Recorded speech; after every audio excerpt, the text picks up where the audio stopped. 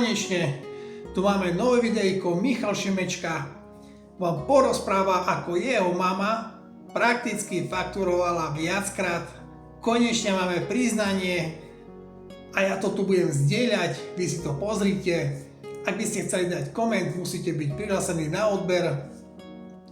Takže sa prihláste na odber a tým pádom budete mohli komentovať. No a Michal Šimečka vám porozpráva, ako to vlastne bolo s jeho mamou a jej fakturáciami v Slovenskej republike. A ja si teraz myslím, lebo toto video prakticky bude unikátne pre orgány činné v trestnom konaní, aby konečne zaujali jasné stanovisko, že už proste sa nezdráhajú povedať, že lebo si to niekto vymýšľa, že príklad, že Fico, Kaliňák a neviem kto, každý rozprával už o tom, ale teraz Šimečka neodporoval, ale povedal to jasne a vy si to pozrite.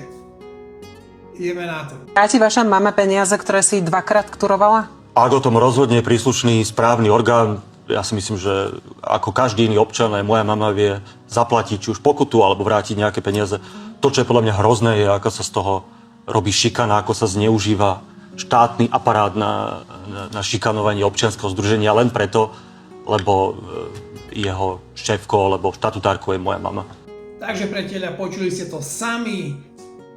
Ak rozhodne správny orgán, vrátite to peniaze Šimečkova mamička. To značí, že sa v priamom prenose konečne priznal, že jeho mama fakturovala viackrát to samé. A ja by som sa určite zameral aj na tú jeho Soničku, či ako sa to volá, Ferenčíkovú, ktorá tu tancovala a brala peniaze takisto za tieto bludy.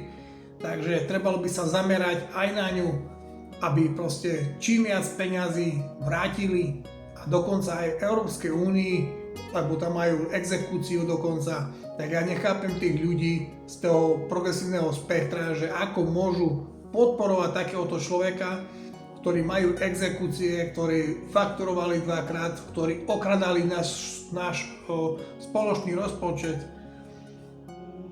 Proste ľudia, už otvorte oči, to nemá absolútne zmysel podporovať takúto stranu. Čo človek v tom PS, to veľký problém. Takže tak, priatelia, konečne máme priznanie aj od samého Šimečku, že ak rozhodne správny orgán, tak vráti. Takže už nerozpráva, že neexistuje, že nefakturoval, Fico si vymýšľa a Fico kradne a neviem čo. Už proste hovorí úplne inak, aby jeho mamička ešte nakoniec neskončila vo väzení za krádež a tak ďalej. Takže tak, ideme ďalej, priatelia. Už pracujeme na 2 nových videjkách, ale ešte chýbajú nejaké komponenty, aby sme to zložili a vyslali. Čaute.